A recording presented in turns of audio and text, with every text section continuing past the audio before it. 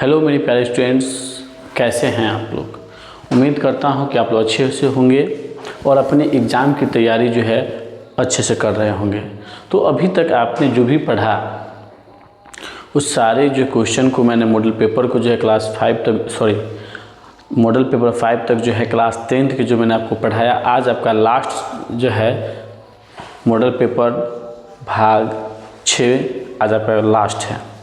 और इसके बाद आपको पॉलिटिकल साइंस मिलेंगे, ठीक है। तो इसके बाद पॉलिटिकल साइंस के चैप्टर वाइज मिलेंगे, जिसमें आपको ये पता चलेगा कि कौन कौन से प्रश्न आपके एग्ज़ाम लेवल के हैं जो आप एग्ज़ाम में आएंगे। वैसे ही क्वेश्चन का जो है आपको दिया जाएगा, ठीक है, प्रैक्टिस अभ्यास कराया जाएगा। तो चलिए यहाँ पे स्टार्ट करते हैं। तो स्टूडेंट्स, आज हम लोग स्टार्ट करने वाले हैं चैप्टर 6 और बिहार बोर्ड जो आपके हैं उन्हीं का। और आज अभी तक हम आपको जो पढ़ा रहे थे ये सारा क्वेश्चन जो है वो हिस्ट्री से था, ठीक है। किससे था? हिस्ट्री से था। अब जो आपका जो कल से जो है जो क्लास स्टार्ट होने वाली है वो आपका पोल साइंस, ठीक है। किसका? तो पोल साइंस का स्टार्ट होगा। तो इसलिए आप लोग क्लास को देखना ना भूलें, मिस ना करें। और पोल साइंस जो है आपका चैप्टर वाइज मिलेगा, ठीक है। वैसे ही क्वेश्चन आपको जो है दिया जाएगा जो आपके एग्ज़ाम में, वैसा ही क्वेश्चन आपको पढ़ाया भी जाएगा जो आपके एग्ज़ाम में जो है कि 100% यानी 100% जो है आपको आएंगे, ठीक है। तो स्टार्ट करते हैं क्लास को देना करते हुए। पहला क्वेश्चन आया 41 क्वेश्चन,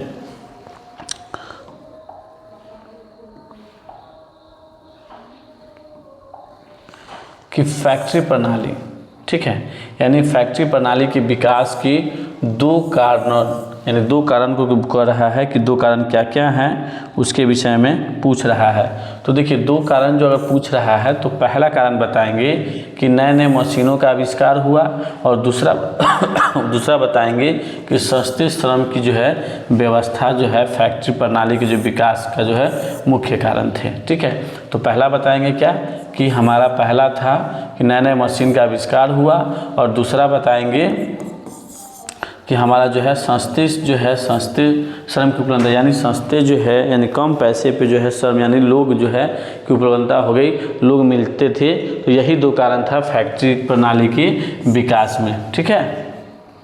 चलिए नेक्स्ट क्वेश्चन देखते हैं। नेक्स्ट क्वेश्चन कर रहा है कि छापाखाना यूरोप में कैसे पहुंचा, यानी छापाखाना जो है यूरोप में कैसे पहुंचा। तो एकदम शॉर्ट में बताएंगे कि लकड़ी के ब्लॉक द्वारा जो है होने वाले जो मुद्रण कला थी, कौन सा मुद्रण कला, उसको जो है रेशम मार्ग से, किससे? रेशम मार्ग से जो है व्यापारियों द्वारा जो है कि यूरोप पहुंचाया गया था। किसके द्वारा? तो यूरोप के द्वारा पहुंचाया गया था, यूरोप के व्यापारियों के द्वारा जो है कि पहुंचाया गया था। और रोमन मिशनरी जो है और मार्को पोलो द्वारा, अगर यहाँ जो है पूछा है कि कैसे पहुंचा, तो रोमन मिशनरी और मार्को पोलो, ठीक है, मार्को पोलो द्वारा जो है ब्लॉक प्रिंटिंग के नमूने जो है यूरोप पहुंचे थे। ब्लॉक प्रिंटिंग के जो है नमूने कहाँ पहुंचे थे? यूरोप में पहुंचे थे। तो इस तरह से हमें आज पता चल गया, जानकारी हो गई कि छापाखाना जो है यूरोप में कैसे पहुंचा था, ठीक है। चलिए नेक्स्ट क्वेश्चन देखते हैं। नेक्स्ट क्वेश्चन कह रहा है कि पांडुलिपि क्या है, यानी पांडुलिपि क्या है और इसकी उपयोगिता जो है क्या थी। तो देखिए, हाथ से जो लिखी गई पुस्तक को पांडुलिपि कहा जाता है, यानी हाथ से जो लिखी गई जो पुस्तक होती थी उसको पांडुलिपि कहा जाता था। और पांडुलिपि जो है तार के पत्ते, किस पे? तार के पत्ते और हाथ से बना कागज़ पर जो है लिखा जाता था। तो याद कर लेंगे कि पांडुलिपि क्या था। तो हाथों से लिखी गई पुस्तक को पांडुलिपि कहते हैं। और पांडुलिपि जो है तार के पत्तों पर और कागज़ के जो है हाथ से बना कागज़ पर जो है लिखा जाता था। और भारत में जो छापाखाना के आविष्कार जो है पांडुलिपि, यानी भारत में छापाखाना का आविष्कार से पहले जो है पांडुलिपि लिखा जाता था। यानी भारत में जो है जिस समय जब छापाखाना नहीं था तो उससे पहले ही, यानी उससे पहले ही क्या होता था, तो उससे पहले ही जो है पांडुलिपि, यानी उससे पहले हमारा पांडुलिपि लिखा जाता है, यानी हाथों से लिखा जाता था। That is clear. तो अब हम लोग जान गए कि पांडुलिपि क्या है और इसकी उपयोगिता क्या थी। चलिए नेक्स्ट क्वेश्चन देखते हैं। नेक्स्ट क्वेश्चन कह रहा है कि विश्व बाजार किसे कहते हैं। तो देखिए वैसा बाजार जहाँ पे विश्व के सभी देश, कौन, विश्व के सभी देश जो हैं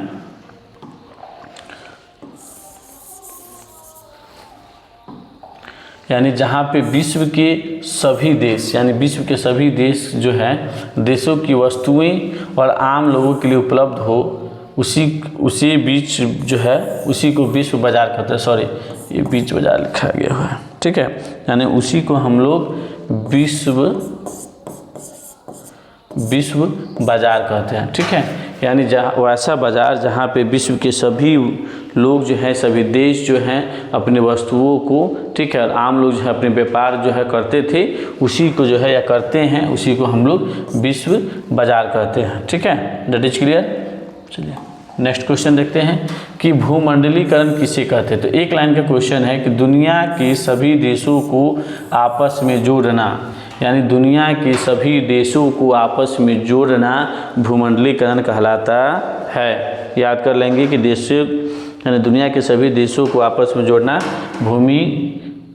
भूमंडलीकरण कहते हैं। नेक्स्ट क्वेश्चन आया, ठीक है, सॉरी, नेक्स्ट क्वेश्चन है कि 1929 के आर्थिक संकट के कारण को संक्षेप में लिखिए। तो देखिए 1929 के जो है आर्थिक संकट जो थे, आर्थिक संकट जिसको महामंदी कहते हैं, उसके निम्नलिखित कारण थे। क्या थे निम्नलिखित कारण? पहला था कृषि का अधिक उत्पादन, दूसरा था उत्पाद के मूल्यों में कमी और तीसरा था उपभोक्ता की कमी।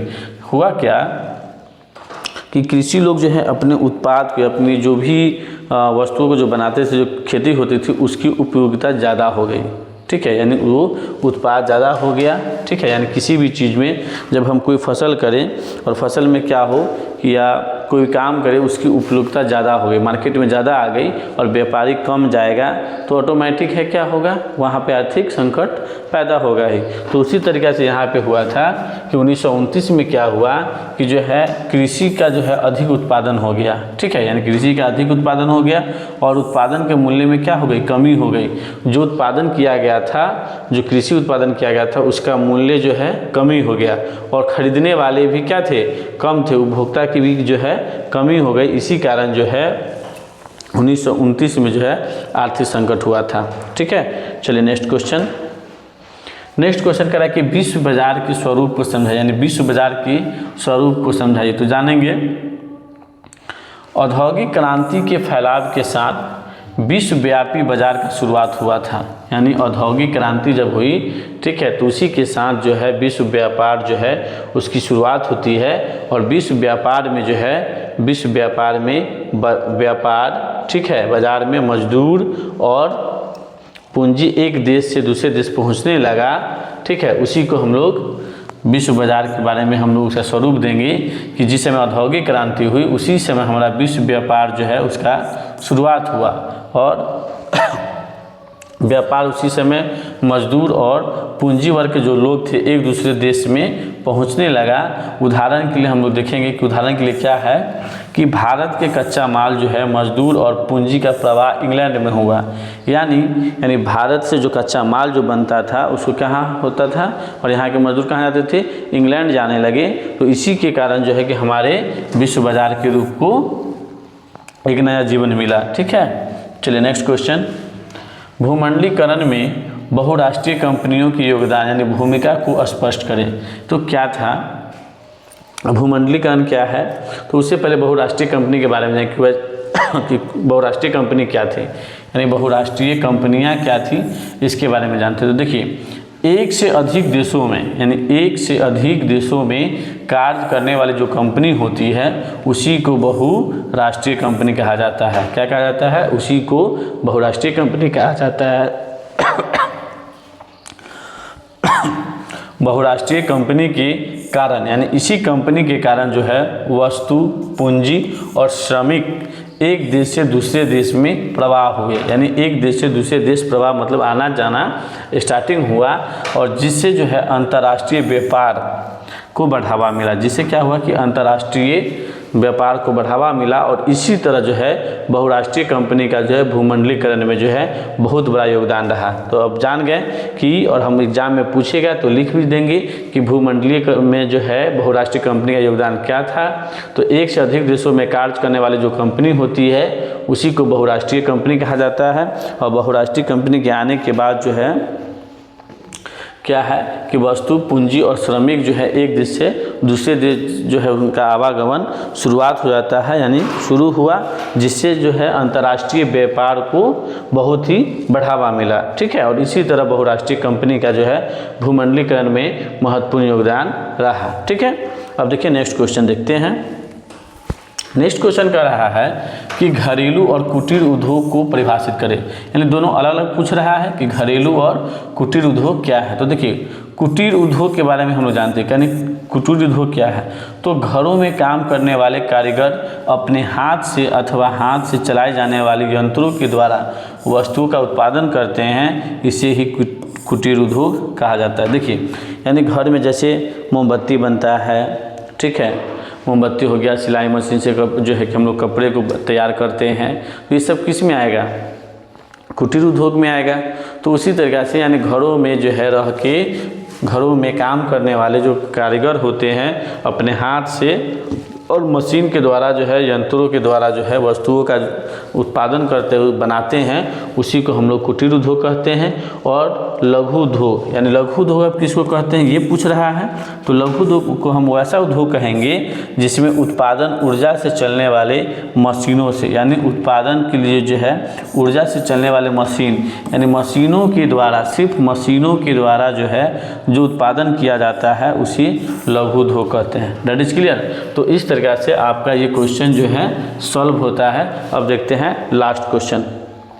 लास्ट क्वेश्चन कर रहा है, 7 नंबर क्वेश्चन कर रहा है कि निरोधीकरण, ठीक है, निरोधीकरण से आप क्या समझते हैं। तो जान लीजिए औद्योगिकरण के कारण भारत में कुटीर उद्योग बंद हो जाने के कगार पर पहुँचे, यानी औद्योगिकरण जब जैसे स्टार्टिंग हुआ तो भारत में जो कुटीर उद्योग थे वो बंद होने लगे, इसे ही जो है निरोधीकरण जो है कहा जाता है। ठीक है, तो इस तरीक़ा से आपका जो है आज मॉडल पेपर 6 जो है समाप्त होता है। और आप सभी विद्यार्थियों को हम एक ही चीज़ कहना चाहेंगे, एक ही संदेश देंगे कि आपके गुरु आशीर्वाद चैनल से जो भी आपको पढ़ाया जा रहा है आप उसे अच्छे से पढ़िए। इसकी 100% की गारंटी है कि आपके एग्ज़ाम में इसके अलावा कहीं से क्वेश्चन नहीं आएगा।